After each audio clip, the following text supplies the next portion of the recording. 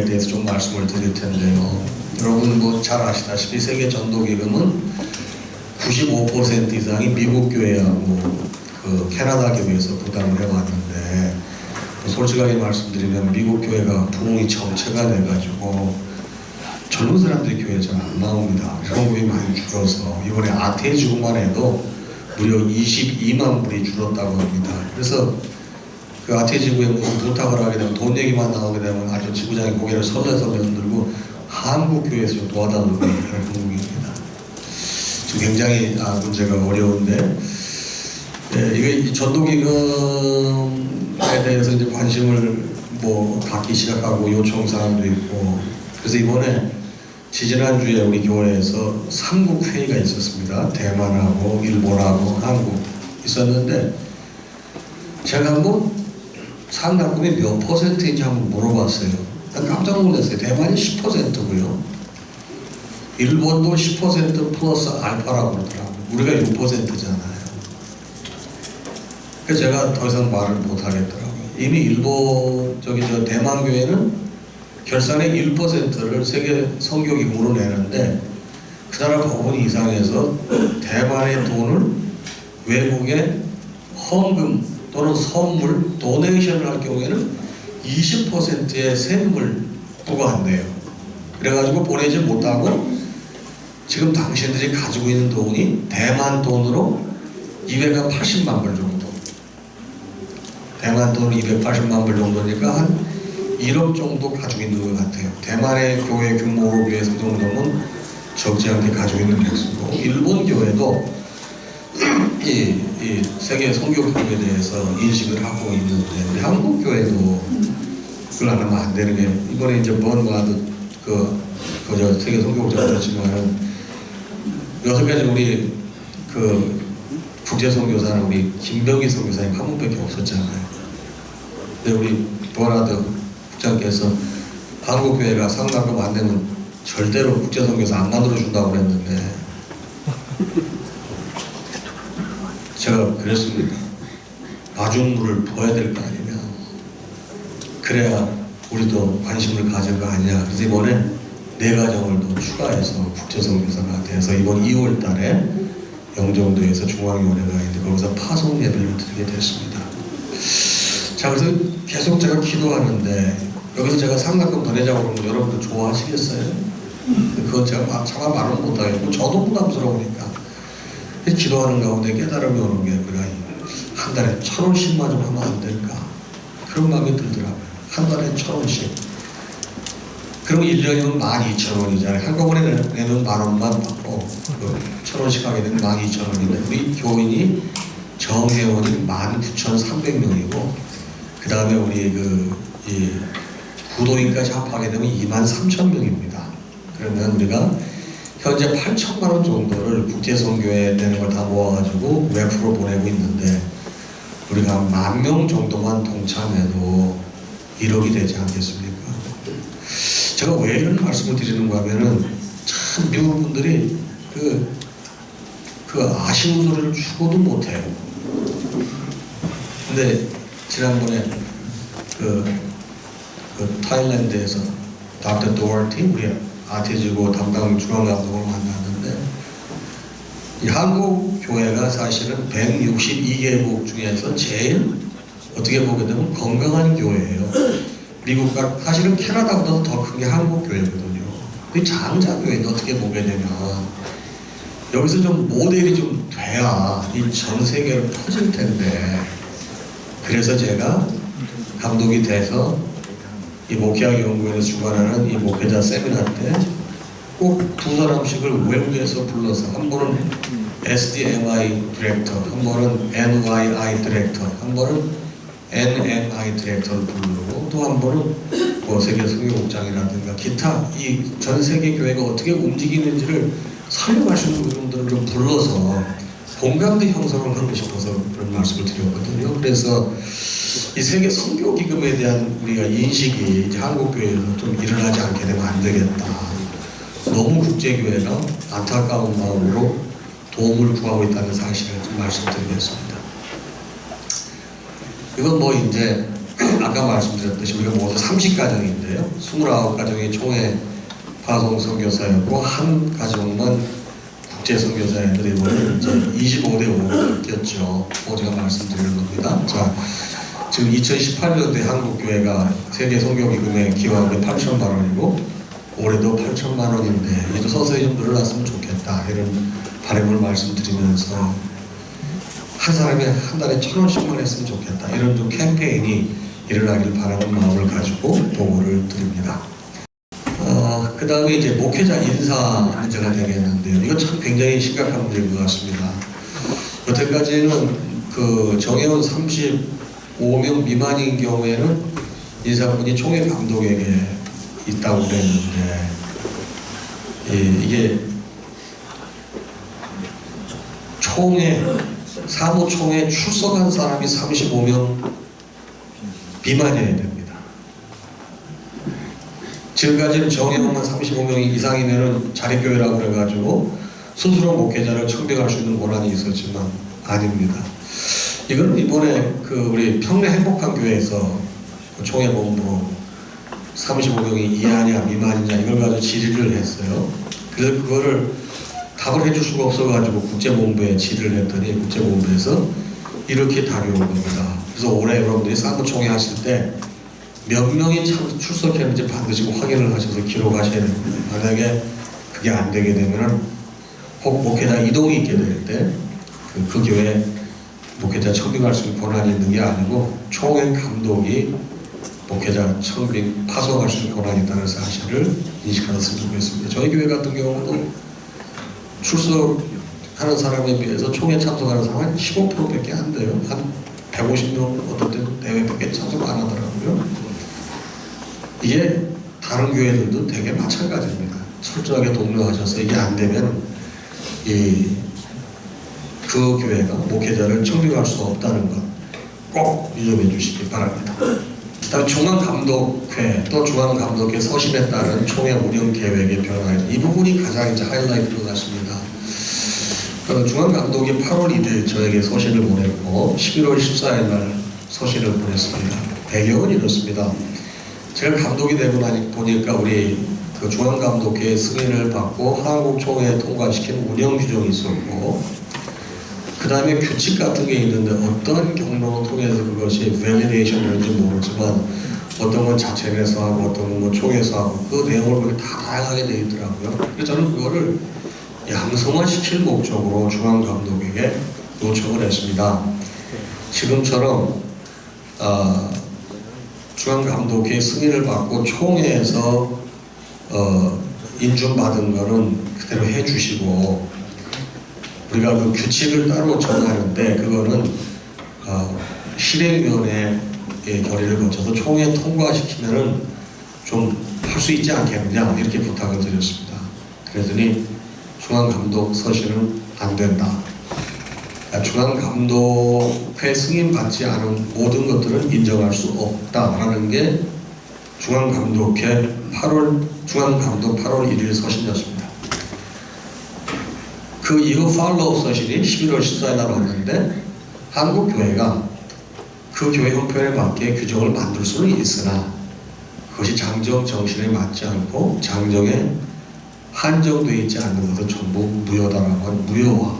이거는 중앙감독회에서 보낸 서신입니다. 그런 거로 지금 저희가 가지고 있는 중앙감독회를 통해서 전국총회에서 통과된 운영규칙을 제외한 모든 건 다 이제 무효가 됐습니다.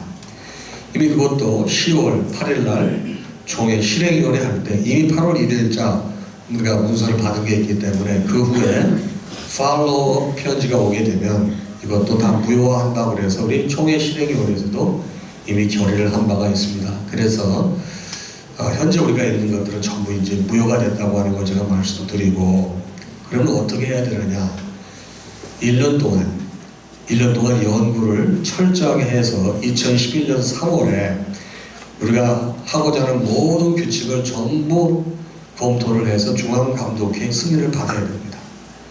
중앙감독회 승인을 받아서 중앙총회에서 통과되지 않는 건 법적 효력이 없다는 것. 그래서 지금 우리가 가지고 있는 모든 것들은 다 무효화가 됐다는 말씀을 드리겠습니다. 그래서 총회 산하 기관도 보게 되면 이제 막 그 장정이 없는 경우 되게 많잖아요. 막 위원회 같은 것도 막 묵뚱하고 그러는데, 물론 이제 국어 승인을 받았습니다만은 아주 미묘하게 각 위원회 같은 부분들도 좀 검토가 돼야 될 것 같고, 지난번 8월달, 10월달 제가 총회 때 이제 목사고시라든가 장로고시 비용 문제는 받지 않아야 된다고 얘기를 했고 이미 결의한 바가 있습니다. 왜냐하면은 이 국제본부에서 장로를 인정해주면 목사님들 장정을 잘 아시다시피 이사의 명칭을 장로로 바꿔준다고 그랬지 사실 장로는 아니잖아요. 장로님들에게 죄송하긴 하지만 그래서 우리가 지금 그 다른 데서 다 하는데 장로교의 원조가 통합측 아닙니까? 여러분 제가 통합측에 직접 물어봤어요. 장로고시 비용 얼마냐 그랬더니 2만 원 받는데요. 그럼 그 목사님들 수고비는 얼마죠? 5만 원 준답니다. 많이 받는 데가 3만 원이래요. 적게 받는 데는 1만 원도 받는다는 거예요. 그래서 장로고시 비용 받아서는 안 된다. 왜? 일단 뭐 장로라는 것 자체가 장정이 없고 클리어하게 나와 있습니다. 장정이 받지 않은 건 전부 무효다. 그래서 이 부분 지난번 총회 실행위원회에서 결의를 했습니다. 그 두 개 지방에서 이제 결의하고 난 다음에 공문이 왔더라고요. 우리는 우리대로 가겠다고 그러는데 그 곤란하죠. 하시면 안 됩니다. 왜냐하면 일단 그 총회 실행위원회에서 함께 결의를 했고 또 중앙감독회에서 하지 말라고 그랬는데 하는 건 바람직하지 않을 것 같고요. 다른 교단들도 이렇게 장로교에서 2, 3만 원밖에 안 받는데 우리가 몇십만 원씩 받는다는 걸 좀 한번 고려해 볼 필요가 있고요. 장로님들도 적지 않게 불편하게 생각을 하시거든요. 이런 부분에서. 그래서 제가 물어보니까 다른 교단들은 이 장로고시는 지방에 또는 노회의 예산으로 장로고시 비용을 편성한다고 합니다. 그래서 제가 한 지방의 총회에서 100만 원씩 지원하겠다 그랬습니다. 그래서 이전에 한 번만 장로고시 보면 되거든요. 그럼 100만 원이면 제가 본 적에 뭐 충분하진 않아도 그래도 뭐 2, 3만 원 받는 데보다 낫지 않겠습니까? 그런 생각이 들어서 말씀드리고요. 목사고시 비용도 마찬가지입니다. 우리 목사고시가 없거든요. 총회 규정에. 저도 목사고시 안 보고 목사가 됐거든요. 아마 이거는 우리 목회자들에게 굉장히 충격적인 얘기가 될 수도 있는데 목사고시를 존치해야 되느냐 말아야 되느냐 장정에서는 하면 안 됩니다. 그리고 언젠가부터 목사고시를 했는데 이 부분에 대해서도 심각하게 검토가 이루어져야 되고요.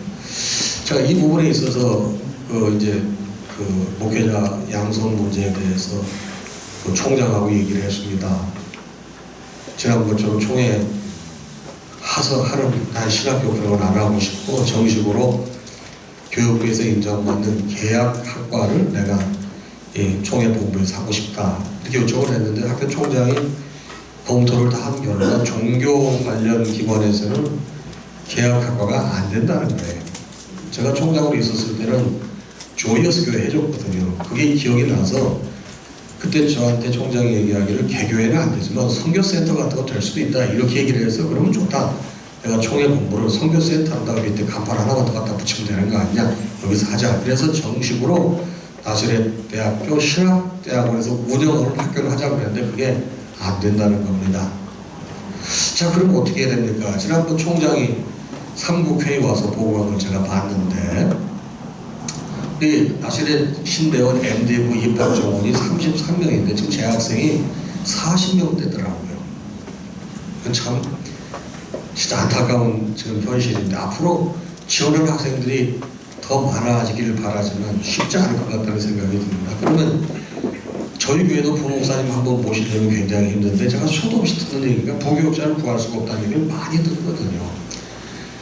김영수 전 감독께서 저하고 인수인계할 때 저한테 가장 강력하게 얘기했던 게 총회 신학교 해야 된다는 얘기를 여러 번 얘기를 했어요. 근데 총회 신학교를 할 수가 없고요. 이미 국제본부에서는 지금 상황으로도 목사를 배출할 수 있는 자격이 있다. 그 당시 이제 아태지구에서 보낸 게 이 장정 내용들을 해도 목사 고시를 준비시킬 수 교육을 할 수 있다고 공문을 보냈는데 어떻게 오다가 번역상에 무슨 문제가 있어가지고 신학교로 이렇게 들어갔는데 그건 제가 바로 이 자리에서 바로 잡습니다. 지금 현재 장정에 갈 것 같으면 우리가 24과목을 공부를 하게 되면 목사 안수를 받을 수가 있습니다. 그래서 저희 생각이 총회 본부도 이렇게 다 공사도 해놓고 그랬는데 전통적인 학생, 젊고 앞으로 공부를 더 할 학생들은 권면을 해서 천안의 나시렛 대학교로 보내지만 나이가 좀 드시거나 비전통적인 학생들을 목회자로 만들어야 되겠는데 그 사람들을 목회자로 만들 수 있는 방법, 지금 목회학 연구위원회가 그걸 할 수 있는 권한이 있어요. 아무런 법도 할 것도 없어요. 그냥 하면 되는 거예요. 그래서 그거를 지금 제가 적극적으로 검토를 하고 있습니다. 그래서 전통적인 학생들은 다 천안으로 보낸다. 그리고 비전통적인 학생들을 할 수 있으면 서울에 와서 공부를 하도록 했으면 좋겠다. 그래서 이제 목회학 연구위원회도 좀 보강을 할 생각을 가지고 있습니다. 목회학 연구위원회 자체 규정에 보게 될 것 같으면 10명만 한다고 되어 있는데 그 자체가 다 무효가 된 거니까요. 그리고 이게 임기가 4년인데 이게 4분의 1, 4분의 1, 4분의 1, 4분의 1이 바뀌어야 되는데 이게 어찌 된 건지 한 해에는 왕창 몰려있고 어떻게든 한두 명이 그래가지고 이게 연속성이 좀 떨어지거든요. 그래서 만약에 이걸 갖다가 제가 구체화한다고 그러면 실질적으로 강의를 할 수 있는 이 목회학 연구위원들과 그 다음에 목회 지도를 할 수 있는 목회학 연구원들을 구분을 해서 그걸 제대로 발전시키게 되면 사실 목회자를 준비시키거나 비전통적인 학생들이 공부할 수 있는 좋은 기회가 될 것 같습니다. 그래서 이 부분을 좀 고민해 보십사라고 말씀드리고 싶고요. 그 다음에 목회자 정년 문제도 이게 이제 문제가 됐습니다. 지금 우리 70세지 않습니까? 근데 지난번 장정에는 70세라고 돼 있진 않지만은 이 제한이 없었지만 그 나라 문화에 맞게 뭐 평균 뭐 수용될 만한 범위 내 뭐 그런 규정이 있었다고 그래요. 근데 그게 아예 없었어요, 이번 장정에는. 그러니까 아예 이제는 장정에는 정년이 없는 겁니다. 그럼 우리는 지금 70대 정년인데 지금 목회자 이 수급 문제가 되게 심각하거든요. 그래서 제가 지난번 총회 실행위원회 때 목회자 정년 연구위원회를 위촉을 했습니다. 7명으로 부탁을 했는데 위원장에는 그 제일 연세가 많았던 탁경성 목사님께 부탁을 드렸고 각 지방의 회장과 부회장이 추천해달라고 했습니다. 아무래도 목회자 정년에 대해서는 평신도들이 더 관심이 많을 것 같아서 목회자 3명, 평신도 4명 해서 목회자 정년에 대해서 연구를 심도 있게 해달라. 참고로 말씀드리게 되면 뭐 침례교회는 아시다시피 목회자 정년이 없고요. 합동 측 같은 경우는 70.364일이더라고요. 그래서 만 70일 사로 빠지는 거고 감리교회는 내년 내후년 회의 때 검토하겠다고 그러더라고요. 연장하는 부분. 통합 측은 몇 차례 시도했지만 막히고 있는 건 어려운데 여러분 순복음 75세 대신 백석 거기가 없는 것 같아요. 몇 군데 알아보게 되면 전부 목회자 정년을 연장하는 추세입니다. 근데 제가 이제 생각하기에는 목회자 정년을 연장하는데 갑자기 확 늘리게 되면 그 사실은 교회가 받는 충격이 적지 않은 거라고 생각이 돼서 프로포션이라고 그러죠. 이렇게 조금씩 늘려가는 건데 내년 3월 달에 우리가 통과를 한다고 목적으로 삼았을 때 1년에 6개월씩 연장하는 걸 해가지고 10년 동안에 5년 정도 연장하는 걸 생각해 보고 있습니다. 내년이 이제 2021년이니까 61년생 되시는 분들은 75세까지 하실 수 있을 것 같아요. 그 다음에 62, 63. 그런데 60년, 59년, 58년 이분들은 조금씩 늘어가는데 조금씩. 그래서 만약에 59년생일 경우에는 뭐 생일이 앞인지 뒤인지 봐서 70.5세가 될 수 있고 이렇게 해서 10년 동안에 한 6개월씩 연장하는 게 어떨까 이런 걸 지금 검토해보고 있습니다. 그래서 지금 가장 이제 이 중앙감독회 서신이 이런 내용이 와서 여러분들에게 가장 이 주는 영향이 굉장히 심각하잖아요. 그래서 이 부분을 제가 혼자 가지고 있을 수가 없어가지고 오늘 여러분들에게 말씀 제가 드립니다.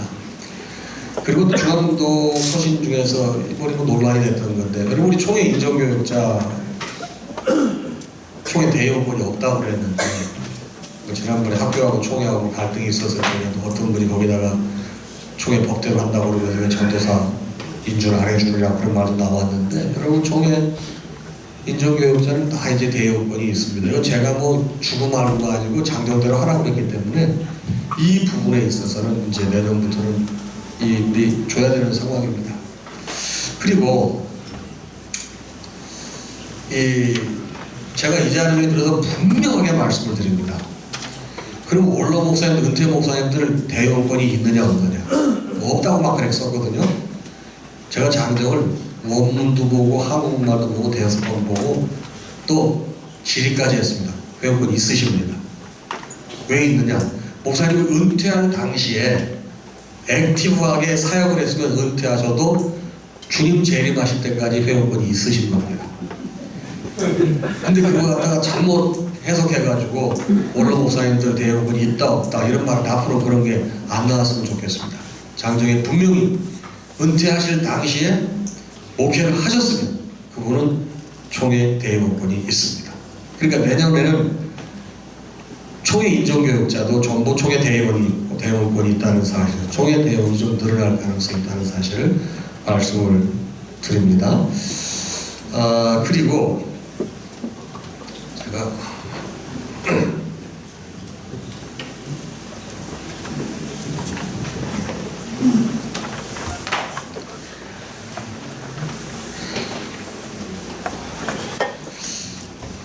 이건 뭐 지금 총회 실행위원회에서 우리 결의해가지고 좀 공부 건축 리모델링 중에 했는데 목사님들 다들 어려우시지만 좀 도와주시기 바랍니다. 총회에서 직영하고 있고요. 왜냐하면 이게 한 3천만 원 이상이 되게 되면은 법적으로 공개 입찰을 안 하면 걸리거든요. 법인이잖아요. 그래서 우리가 돈도 없고 그래서 직영을 하고 있습니다. 돈이 많이 부족한데 좀 도와주셔서, 이게 저희 계획은 12월 말 정도 끝냈으면 하거든요. 한 1억 이상 들어가는데 현재 뭐 들어온 게 한 4천만 원 정도 들어왔어요. 제가 이 자리를 빌어서 감사를 표하고 싶은 사람이 우리 김철호 목사님 네 분인데, 김철호 목사님 네 분이 총회 봉사하라고 1,000만 원을 헌금해 주었고, 또 감사한 건 우리 성교국에서도 또 1,000만 원을 이렇게 쾌척해 주어서 그 돈을 가지고 지금 한 4천만 원 정도 그거 가지고 지금 봉사를 하고 있습니다. 이거 총회에서 결의한 사항이기 때문에 좀 어려우시더라도 꼭 도와주셔서 금년 말까지 봉사가 완공될 수 있도록 도와주셨으면 좋겠습니다. 너무 고마운 건 지금 목사님들이 오셔서 재능 기부들을 하고 계시거든요. 또 저희 교회 교인도 가서 재능 기부하고, 그러니까 자재 비용 뭐 이런 것만 사서 저렇게 하는 거고, 그 다음에 나머지 이런 건 전부 지금 이 재능 기부로 하고 있습니다. 네. 지금 총에 돈이 없는데 종이라도 아껴야 된다는 생각을 하고 있고요. 이번에 가장 이제 그 역점을 뒀던 게 뭐냐면, 와서 보시면 다 공사가 끝나고 나는데 와서 보시면 아시겠지만 로비를 제가 없애라고 했습니다. 그래서 이제 한 교단의 역사는 우리가 간직하고 있다고 해서 역사가 아니고 정말 보여지고 공유되어져야 되는데, 지난번 감독께서 4층에 이렇게 역사관을 잘 만들어 놓으셨는데 보니까 오셔가지고 4층까지 올라가시는 분들이 안 계세요, 아무도. 그래서 그거를 제가 3층으로 우리 지금 있는 본부로 내릴 생각이고, 그래서 그 개방형으로 만들 생각이고요. 그리고 옆에 조그만 카페를 만들어서 오시면 차도 한잔 하실 수 있고, 그래서 이 로비를 지금 문 다 닫아놓으면 춥잖아요. 난방도 해가지고 감독에게 다 쏠 수 있는 그런 공간을 했고, 감독방은 여태까지 제일 컸는데 제가 제일 작게 만들려고 그랬습니다. 제가 보니까 거기 늘 있는 게 아니에요. 여러분 세계 본부에 가보시면 중앙감독 사무실 가면 굉장히 귀여워요. 조그매요. 근데 한국총회 감독 사무실 너무 크다. 그래서 제일 작은 방으로 제가 모으라고 그랬고요. 그 다음에 우리 직원들이 일하는 방을 제일 크게 하고, 그 다음에 이제 교단의 목사님들 오시게 되면 커피도 한잔 하시고 뭐 담수할 수 있는 그런 카페, 이걸 좀 크게 만들려고 그랬습니다. 어떻게 나올지 모르지만 제가 그렇게 주문을 했는데 지금 열심히 봉사하고 있어요. 혹시 목사님 중에서 내가 가서라도 벽돌이라도 한 장 내가 좀 들어서 옮겨야 되겠다, 이렇게 좀 하시고 싶으신 분들 도와주십시오. 이 책임자가 지금 임득선 목사님이거든요. 평신도 사역국에 사는데 정말 수고 많이 하거든요. 임득선 목사님 전화해가지고 목사님 좀 정의원 1인당 10,000원씩 좀 도와주세요. 그러면 좀 목사님들 도와주시고 부탁드리겠습니다. 꼭 잘 맞춰서 지난번에 이제 외부공사 잘했는데 내부공사를 못했잖아요. 그래서 빨리 맞춰서 중앙위원회 전에 우리 손님들도 오시면 잘 맞을 수 있도록 그렇게 해보도록 하겠습니다. 그리고 이제 마지막으로 제가 하나 나누고 싶은 장정 문제입니다. 여태까지 장정을 번역하는 걸 보게 되면 변경된 부분만 우리가 번역을 했거든요. 이번에는 그렇게 하지 않고 처음부터까지 다 지금 하고 있습니다. 근데 진짜 막상 보니까 뭐 오역이 된 것도 많고 잘못된 부분이 참 많아요.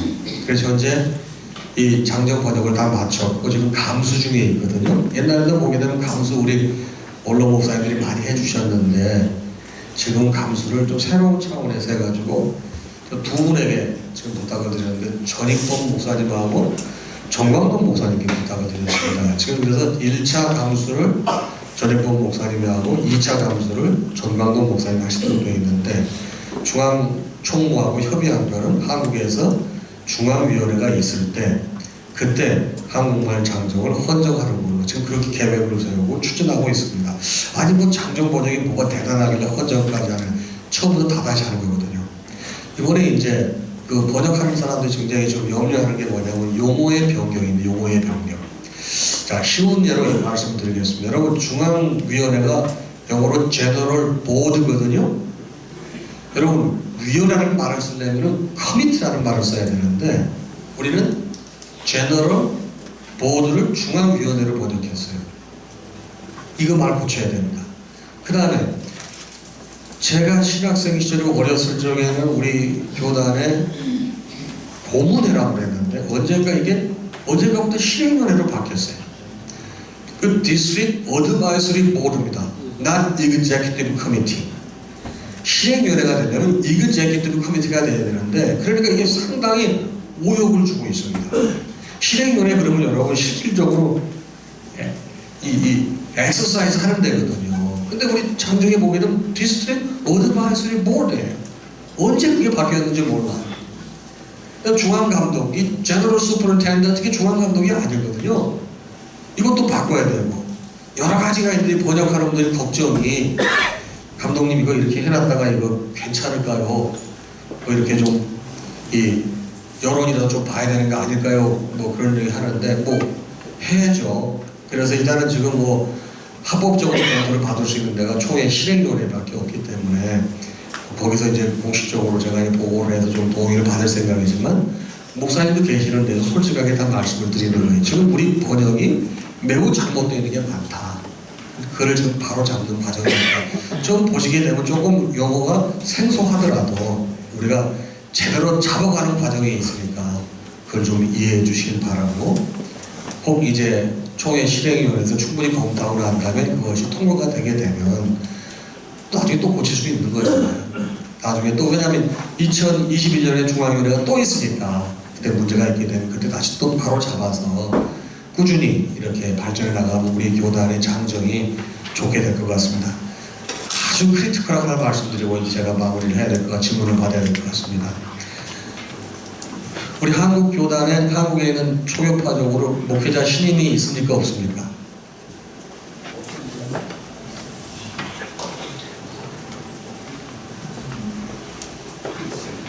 장로교, 감리교, 성결교, 순복음, 구세군 목회자 신임이 있습니까 없습니까? 우리 교단은 목회자 신임이 있습니까 없습니까? 우리 교단은 장정이 될 것 같으면 4년마다 리뷰를 받도록 돼요. 리뷰. 근데 이걸 갖다가 누가 번역을 했? 이걸 심의로 번역을 해요. 심의로. 옛날에. 여러분 심의하고 점검하고 느낌이 어떠세요? 장정에 보게 되면 4년마다 필요할 경우 리뷰를 하도록 되어 있어요.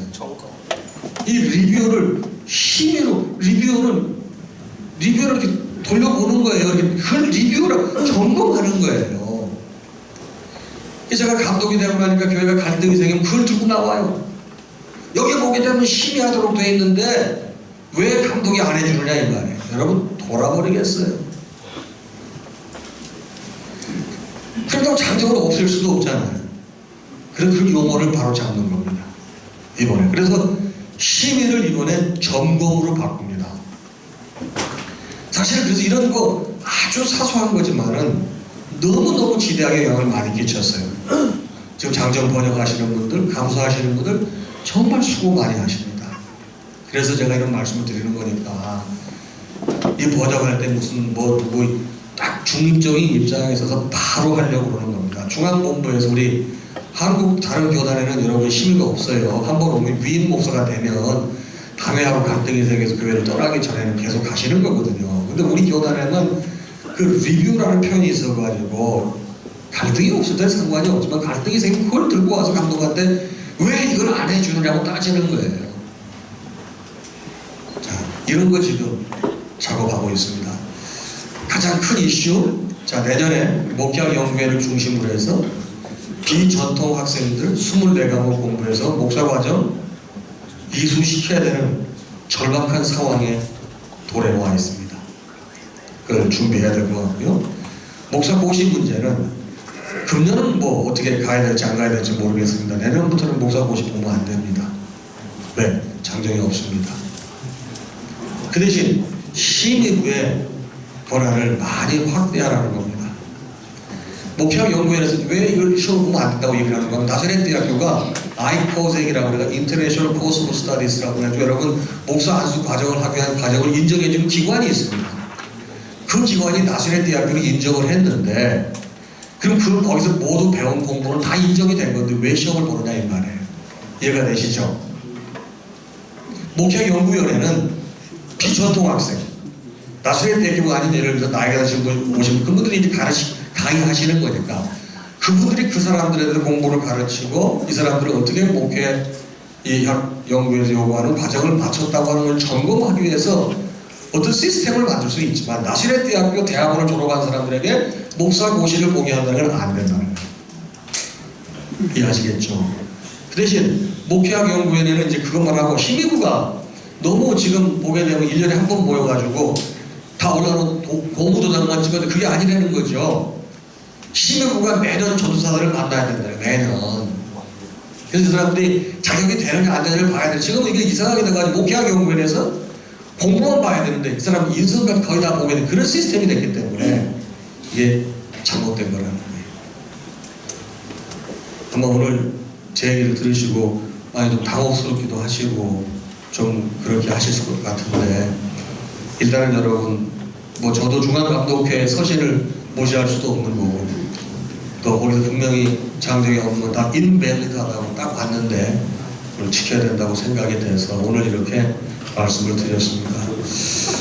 이제 필요한 이제 이 입법 과정은 제가 1년 동안 연구를 해서 2011년 총회 때 미진한 건 2022년 총회 때까지 할 텐데 규정위원회를 구성을 할 텐데 이번에는 특별히 정말 규정을 볼 만한 사람들을 중점적으로 해서 규정위원회를 좀 만들 생각도 있고요. 그러니까 뭐 이렇게 더 신속관계에 의해서 하는 그런 시스템을 좀 배제하려고 그러고요.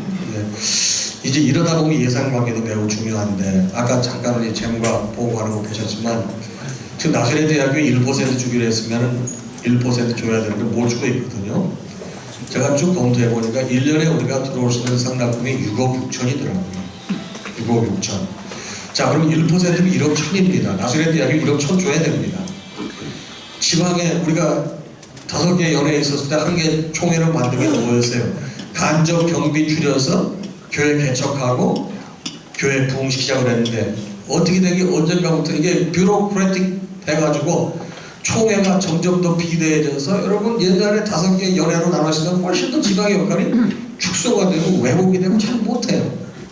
그래서 제가 과감하게 새 예산에 지방의 쪽으로 예산을 엄청 많이 배분할 겁니다. 어떤 제방에 여러분 지금 80대 교회 정도 돕고 있는데 여러분 총회에서 교회 잘 안 주도 못해요. 지방에서 올라오면 주는데 무슨 의미가 있어요?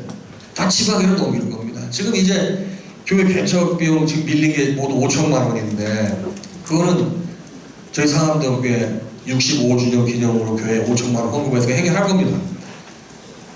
나머지 부분은 이제 지방으로 넘길 텐데 과연 지금 교회 개척을 했을 때 500만 원 줄 수 있는 형편이 되느냐. 제가 오늘 그거가 얘기하면 완전히 목사님들 머리에 쥐날 것 같아가지고 내가 보고를 안 하는데, 지방의 줄돈이 거의 1억 7천에서 2억 가까이 됩니다. 자, 나선현 대표에 제가 궁극적으로 1억 1천 준다고 그러면 2억하고 1억 1천 빼게 되면은 남은 게 6억 6천에서 얼마? 3억 4천 남습니다.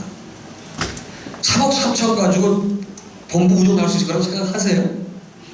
거기다가 유지재단 그것도 4,800만 원 줘야 되거든요. 제가 그것까지 다 발표하시게 되면 여러분 아직 머리 쥐나실 거예요. 그래서 제가 나중에 발표하기로 하고. 그러나 잘못된 발언은 끊어내야 되고, 총회에서 약속을 해서 1% 나선현 대표 주기로 해서 1% 줘야 됩니다. 당장에 줄 수는 없어요. 제가 매년 올릴 거예요. 내년엔 7,500, 그 다음에는 1억, 그 다음에는 1.1% 다 줄 거예요. 지방에 과감하게 예산을 분할해서 지방장들이 소신을 가지고 그 지방에를 부흥시킬 수 있도록 해야지. 지금 돈 받아가지고 아무것도 못하거든요. 그러다 보면은 엄청나게 많은 권한들이 지방으로 많이 내려갈 겁니다. 근데 거기에 한 가지 조건이 있습니다.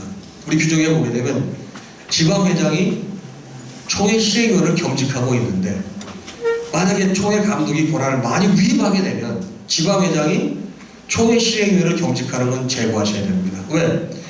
감독의 권한을 위임받아서 업무를 대행하는 사람이 실행위원회에 들어가서 견제한다고 하는 건 말이 안 되는 거거든요.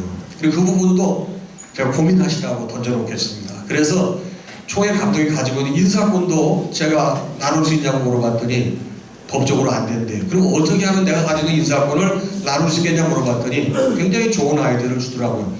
감독 인사 지침 같은 걸 만들라는 거예요. 감독 인사 지침. 그 감독 아래에 있는 거니까.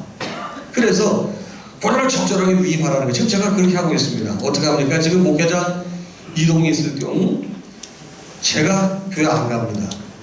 총무한테 가서 재직회 인도하라고 그러고, 특별총회는 반드시 지방장한테 가라고 하고 있습니다.